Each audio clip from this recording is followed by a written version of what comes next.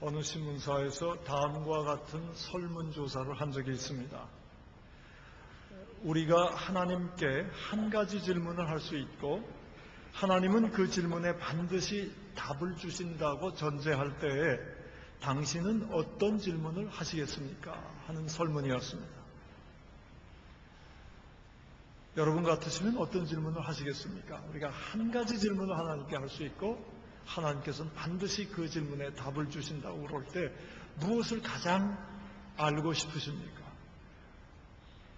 쉽게 한 가지 질문을 찾기가 어려운 것 같습니다. 그 설문조사에 의하면 사람들이 가장 많이 질문한 것은 이 세상에 왜 고통이 있습니까? 라는 질문이었습니다. 그리고 두 번째로 많이 한 질문은 하나님, 제 인생의 목적은 도대체 무엇입니까? 하는 질문이었습니다. 그렇게 통계로 1위, 2위를 보면 정말 우리도 그것을 알고 싶어집니다. 우리 인간들의 많은 고민과 불안과 염려를 따지고 보면 어떻게 해서라도 고통을 피하기 위함이 아닙니까? 그런 의미에서 이 세상에 왜 고통이 있느냐 하는 질문은 충분한 의미가 있다고 생각이 됩니다. 또한 열심히 살고도 나중에 후회하는 대부분의 이유가 삶의 목적을 잘못 잡았기 때문인데 그런 의미에서 도대체 우리의 인생의 목적이 무엇입니까? 하는 질문은 참으로 의미 있는 질문이라고 생각을 합니다. 고통의 이유를 정확히 알고 삶의 궁극적인 목적을 확실히 안다면 세상의 많은 문제들은 이미 문제가 아닐 것입니다. 고통의 문제, 목적의 문제, 삶의 목적의 문제, 이것은 오늘날에도 굉장히 중요한 문제이기도 하지만은 옛날에도 마찬가지였던 것 같습니다. 오늘 성경 본문에도 바로 이 두 주제가 등장하고 있기 때문입니다. 예수님과 제자들이 길을 가다가 날 때부터 맹인이 된 사람을 보았습니다. 그때 제자들은 예수님께 이렇게 질문합니다. 랍비여, 선생님, 그런 뜻이죠. 선생님, 이 사람의 고통을 보십시오. 날 때부터 맹인이 되어서 고통당하고 있습니다. 그뿐이 아닙니다. 날 때부터 맹인이었기 때문에 다른 생계수단이 없어서 길에서 구걸로 연명하고 있습니다. 참 고통스러운 상황입니다. 선생님, 도대체 그 원인이 무엇입니까? 이 고통의 이유가 무엇입니까?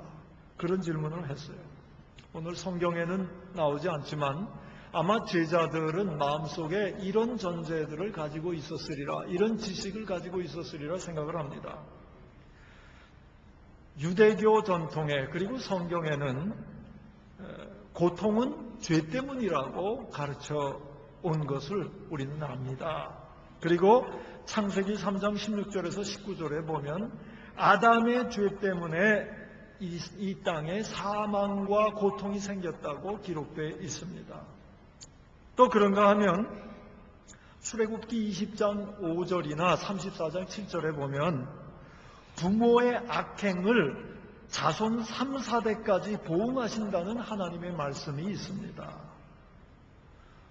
그런데 이 맹인이 맹인되게 된 이유를 꼭 부모 때문이라고만 할 수는 없는 것 같습니다. 왜냐하면 창세기 25장 22절에 보면은 이삭의 아들들, 쌍둥이 아들들이든 에서와 야곱은 태어나기 전부터 태중에서부터 서로 싸웠다는 기록이 있습니다. 이런 걸 보면은 태중에서도 죄를 지을 수 있다는 얘기가 되는데, 그래서 우리가 선생님께 질문합니다. 이 맹인은 맹인이 된 이유는, 태어날 때부터 맹인이 된 이유는 자신들의 죄 때문입니까? 부모의 죄 때문입니까? 이런 내용이 2절 말씀인 것입니다. 한마디로 말하자면 고통의 이유에 대한 질문입니다. 이에 대해서 예수님은 3절에서 고통의 목적에 대한 말씀을 해주십니다. 3절 말씀을 한번 같이 읽겠습니다. 3절입니다. 예수께서 대답하시되 이 사람이나 그 부모의 죄로 인한 것이 아니라 그에게서 하나님이 하시는 일을 나타내고자 하심이라. 아멘.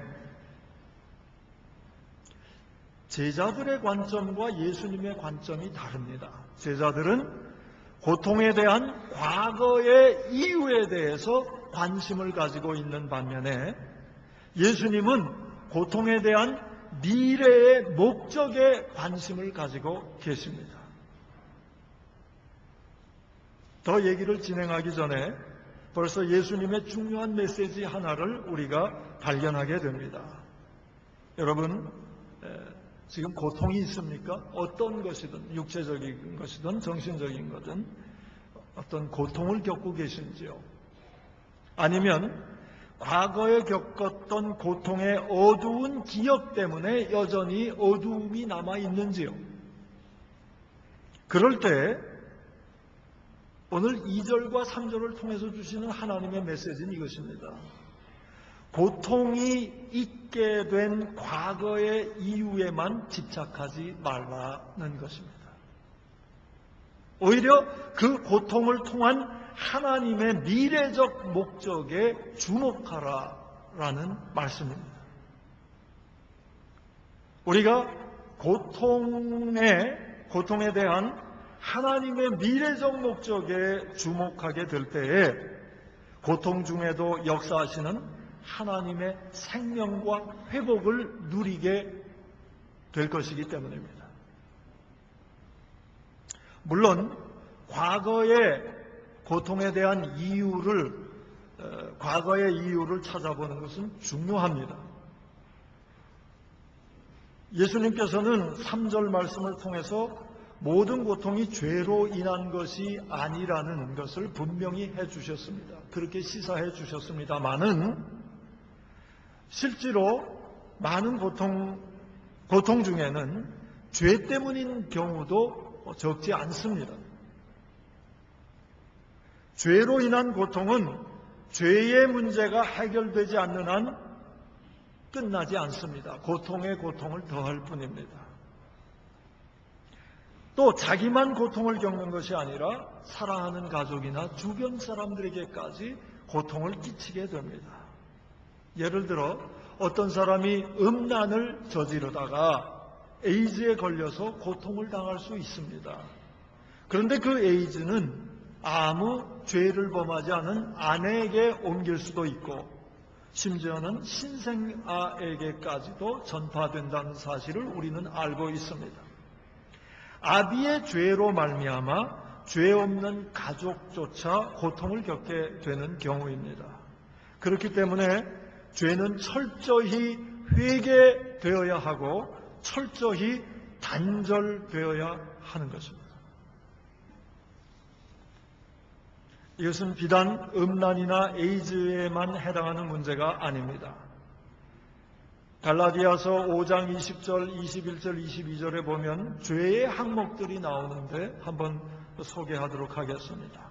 우상 숭배, 주술, 원수 맺는 것, 분쟁하는 것, 시기하는 것, 분노하는 것, 화내는 것, 당짓는 것, 분열하는 것, 이단, 투기, 술 취함, 방탕, 이런 모든 것은 죄이고 그 대가로 고통이 뒤따를 것입니다. 당장 고통이 오기도 하고 나중에 고통이 오기도 하지만 죄는 반드시 고통이라는 대가를 지불하도록 되어 있습니다. 그렇기 때문에 고통의 이유를 철저히 알아보고 그것이 죄 때문이라면 그 죄를 철저히 회개하는 것은 아주 중요한 것입니다. 회개를 거치지 않고는, 그래서 하나님의 용서함을 받지 않고는 그 죄의 대가는 반드시 나중이라도 지불하도록 되어 있습니다. 그것이 하나님이 창조하신 이 세계의 질서입니다.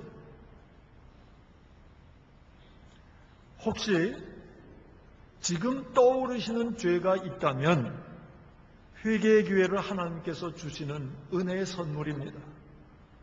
죄가 깊어지면 죄에 대한 설교를 들어도, 죄에 대한 설교를 해도 무감각해지는 게 인간의 모습입니다. 지금 무언가 더 진행하기 전에 죄에 대해서 떠오르는 것이 있다면 하나님의 사랑의 손길인 줄 알고 그것을 깨닫고 즉각 회개하는 그런 하나님의 복이 우리에게 충만하기를 축원합니다. 그러나 과거에서 고통의 이유를 찾는 것에 집착을 하게 되면 그렇게 집착함으로써 죄의 이 고통의 원인이 이유가 무엇인가에만 집착해서 행여나 미래를 위한 하나님의 목적을 손상시키게 되는 것은 더더욱 안 되는 것입니다.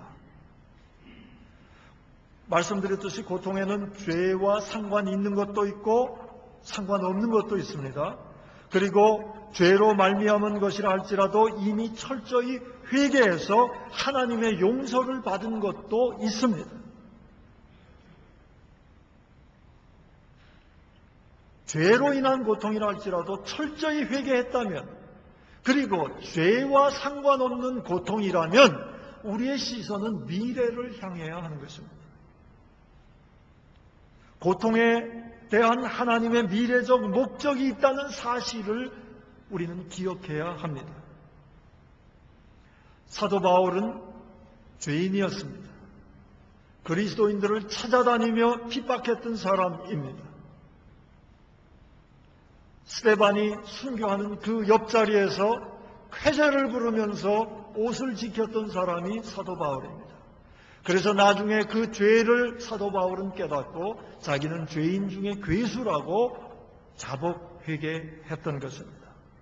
그랬던 사도 바울은 그 죄에 자신의 마음에 죄책감과 회한이 몰려올 때 그 이유, 과거에 있었던 이유에만 집착하지 않았습니다. 그로 인해서 고통이 밀려올 때 죄 없는 사람을 핍박하고 고통을 가했다는 것이 마음의 괴로움으로 남을 때, 그런 괴로움이 밀려올 때마다 사도 바울은 하나님의 미래적 목적을 생각했습니다. 그래서 아름답게 표현한 구절이 로마서 8장 28절입니다. 하나님을 사랑하는 자, 곧 그의 뜻대로 부르심을 입은 자들에게는 모든 것이 합력하여 선을 이루느리라. 귀한 고백을 해주셨습니다. 여러분, 고통에 대한 하나님의 미래적 목적은 하나님의 선을 이루는 것입니다. 지금의 고난과 고통, 그것이 육체적인 것이든 정신적인 것이든 하나님의 사랑을 알고 하나님을 사랑하는 자에게는 그 고통과 고난이 종국적으로는 선을 이룬다는 것. 우리가 지금 겪고 있는 고통과 고난도 종국적으로는 하나님께서 선으로 만드실 목적을 가지고 계시다는 것을 우리는 명심해야 하는 것입니다. 현재의 고통이 심할수록 이 목적을 잊어서는 안 됩니다. 하나님을 사랑하는 자들에게는 모든 것이 합력하여 선을 이루는 목적을 가지고 있다는 이 진리를 체험한 에디트 릴리안 영이라는 시인이 있습니다. 그 시인은 절망, 그분의 약속이라는 시를 썼습니다. 3년으로 이루어진 영문시인데 1년을 한번 한글로 번역해 보았습니다. 절망, 그분의 약속. 이게 영어로 들어야 이해가 됩니다. 이 통하는 게 있어요. 실망, 절망, disappointment, his appointment. 제목이 그거예요. disappointment, his appointment. 내용은 이렇습니다. 제가 영어로 먼저 한번 읽어보겠습니다. Disappointment, his appointment. Change one letter, then I see that the thwarting of my purpose is God's better choice for me. His appointment must be blessing, though it may come in disguise. For the end from the beginning open to his wisdom lies. 번역하면 이렇습니다. 제가 영문을 먼저 읽은 것은 이거는 시적인 번역이 아니라 뜻만 간신히 통하게 한 것이기 때문에 영문을 먼저 읽었어요. 뜻은 이것입니다. 절망, 그분의 약속. 철자 하나만 바꾸면 알게 된다네. 내 목적이 좌절된 것은 나를 위한 하나님의 더 좋은 선택이라는 것을, 그분의 약속이 비록 위장되었을지라도 그것은 축복임이 틀림없다네. 처음부터 끝까지 그분의 지혜 속에서 이루어지고 있기 때문에 이렇게 번역할 수 있습니다. 여러분, 혹시 지금 고통으로 절망스러우십니까? 실망이 되십니까? 고통이 클수록, 실망이 클수록 다른 사람에게서 위로와 공감을 얻으려고 하면 오히려 더 실망할 수 있습니다. 그러나 사람들은 몰라도 십자가의 고통을 겪어내신 그리스도는 그 고통을 아십니다. 그리고 말씀하시는 것입니다. 네가 겪고 있는 고통은 하나님이 하시는 일을 나타내고자 함이라. 디스어포인먼트 상황에서 히스어포인먼트가 있다고 말씀하시는 것입니다.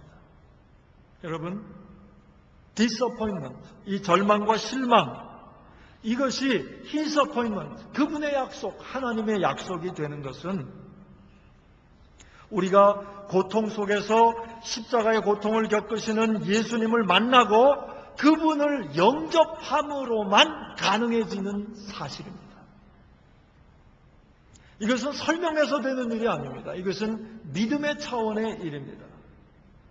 오늘 하나님께서는 우리가 고통에 있을 때 우리 모두가 이 믿음의 차원에 도전하기를 원하고 계십니다. 여러분, 믿어야 됩니다.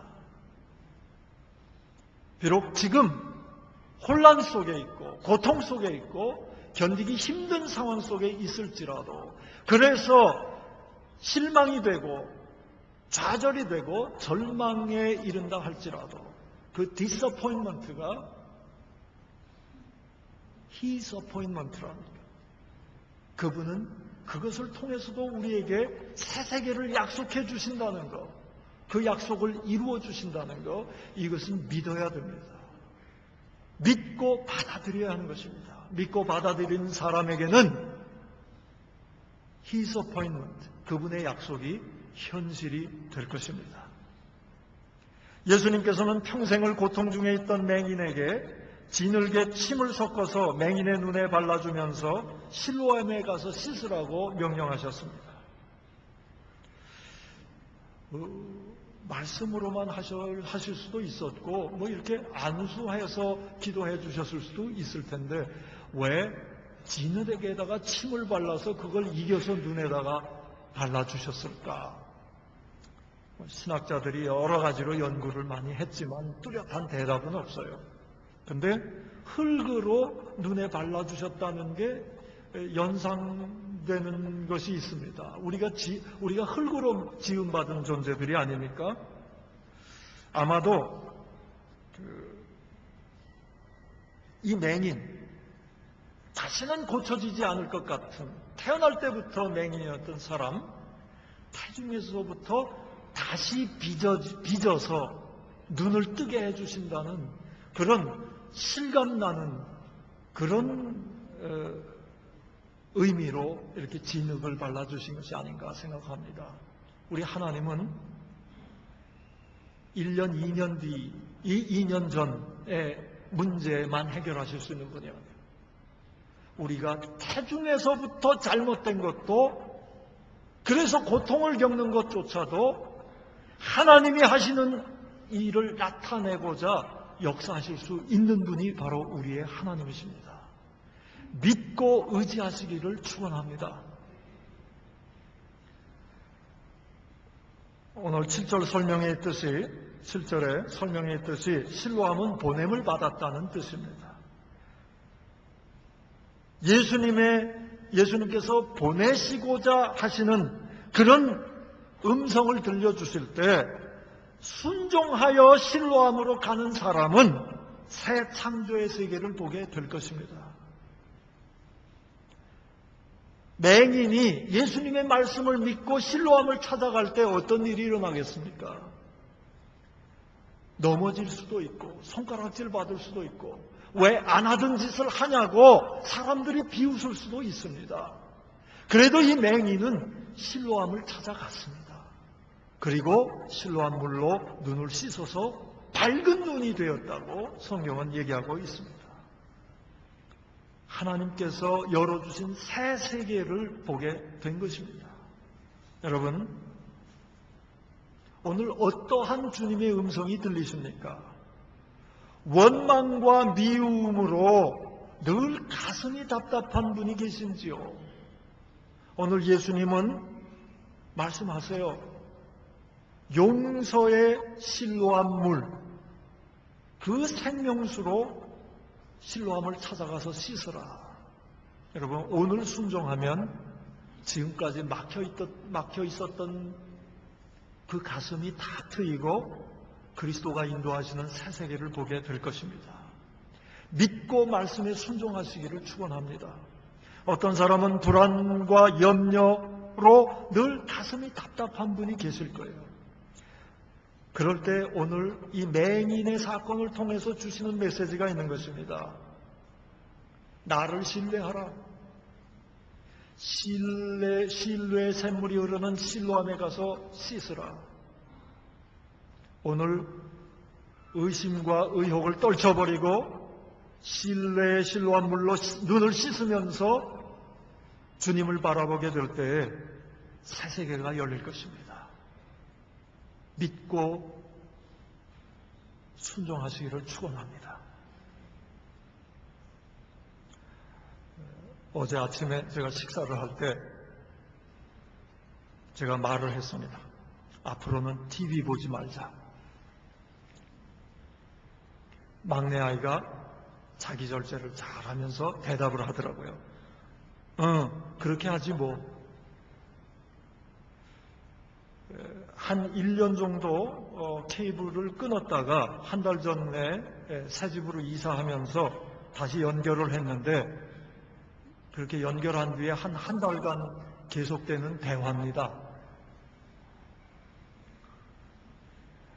그렇게 어제도 대화를 하고 얘기를 하고 밥을 먹으면서 얘기를 하다가 아주 오붓하게 얘기를 하다가 제가 TV를 켰습니다. 페데러하고 나달이 하는 테니스 결승 게임을 보고 싶어서 켜고 말았습니다. 그때 막내 아이가 저한테 묻더라고요. 아빠는 TV를 보지 말자는 얘기는 많이 하면서 왜 아빠가 TV를 켜? 그러더라고요. 그래서 제가 고백을 했어요. 두 마음이 동시에 생겨서 그래.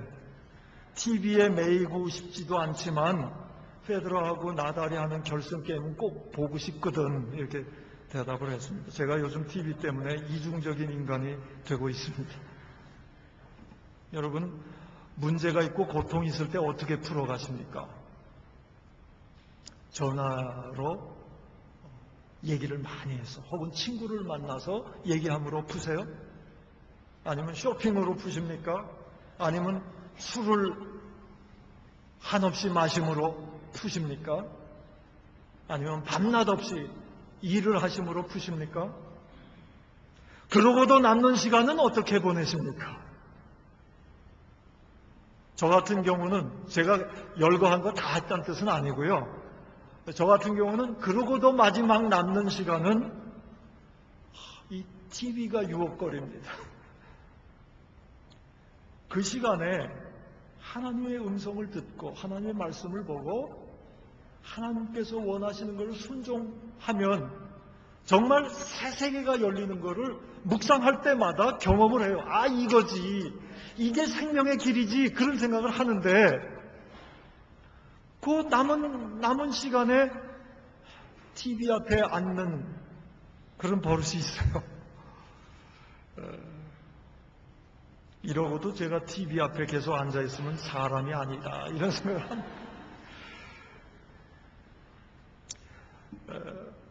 하나님의 말씀을 접하고 음성을 듣고 실로암에 가서 씻으라 그럴 때 그렇게 순종하면은 새 세계가 열리는 것을 알면서도 참 TV가 문제가 되는데 이런 것이 저만의 문제는 아닌 것 같습니다. 여러분 TV 참가라는 거 들어보셨어요? 이런 TV 참가가 나왔더라고요. 제가 한번 읽어드릴게요. TV는 나의 목자시니 내게 부족함이 없으리로다. 그가 나를 소파 위에 누이시고 잔잔한 감동의 드라마로 인도하시는도다. 그가 내 영혼을 행복하게 하시고 내 즐거움을 위하여 폭력과 음란의 도가니로 몰고 가시는도다. 내가 비록 성도의 책임과 의무의 골짜기를 지날지라도 전혀 방해받지 않음은 TV가 나와 함께 하심이라. TV의 케이블과 리모컨이 나를 안위하시나이다. 그가 나를 세속화시키시고 내 머리에 인본주의와 소비주의의 기름을 바르셨으니 내 욕심의 잔이 넘치나이다. 내 평생의 나태함과 세상 즐거움이 정녕 나를 따르리니 내가 TV 있는 곳에 영원히 거하리로다. 이런 찬가가 있더라고요. 여러분, 밝은 눈이 되고 새 세계가 열리려면 주님의 음성을 들어야 됩니다. 그동안 일주일에 TV 드라마 2편을 보셨다면 올해부터는 한 편으로 줄이세요. 그리고 그 한 편에 해당하는 시간을 말씀 앞에서 보내시기를 축원합니다. 새 눈이 밝아지고 새 세계가 열릴 것입니다. 꼭 TV만 얘기하는 것은 아닙니다. 골프가 될 수도 있고 수다가 될 수도 있고 술이 될 수도 있죠. 그래서 뭐 그렇게 시원합니까? TV 참가 해봐도 이건 아닌데 그런 생각 들잖아요. 한번 주님의 말씀을 듣는, 주님과 만나는 그 자리에 도전해 보시길 바랍니다. 하나님이 원하시는 거예요. 거기에서 우리 눈이 밝아지고 새 세계가 열릴 것입니다. 이번 재직 수련회 때 큐티 목회를 잘하고 계시는 목사님을 초청하려고 합니다. 다음 주에 구체적인 광고가 나갈 터인데요. 기도로 단단히 준비하시고 이번만큼은 정말 말씀 찬양하겠습니다. 말씀 찬양하겠습니다. 말씀 찬가 올리겠습니다. 이런 마음으로 임하셔서 이번에 우리가 말씀을 생활하는 교회를 표로 바랐는데 정말 말씀을 듣고 실로암으로 가라는 말씀에 순종해서 눈이 떠지고 새 세계가 열리는 체험을 우리 모두가 할 수 있기를 축원합니다. 세상 더러운 것으로 눈이 잘 안 보여서 우리가 이리 치받고 저리 치받다가 자기도 상처 입고 남도 상처 입히는 경우가 종종 있지 않습니까? 그래도 눈이 어두워져 가지고 실상을 보지 못해서 암흑과 같은 세상에서 어두운 얼굴을 하며 살아가는 때가 있지 않습니까? 누가 진정 맹인입니까? 누가 진정 맹인입니까? 여러분, 주님의 음성을 듣는 자리에 나오고 실로암 못으로 가서 씻으라 하는 주님의 음성에 순종할 수 있기를 바랍니다. 7절에 보면 그 결과를 이렇게 얘기하고 있습니다. 이에 가서 씻고 밝은 눈으로 왔더라. 오늘 말씀을 멀리했던 것을 회개하고 말씀 앞에 서는 하루가 될 수 있기를 축원합니다. 말씀을 들었다면 그 말씀에 순종하는 우리가 될 수 있기를 소원합니다. 그래서 그 말씀 실로암으로 가서 씻어라 하는 말씀대로 씻고 보니 새 세계가 열렸다고 간증하는 다음 주일이 되기를 축원합니다. 기도하겠습니다.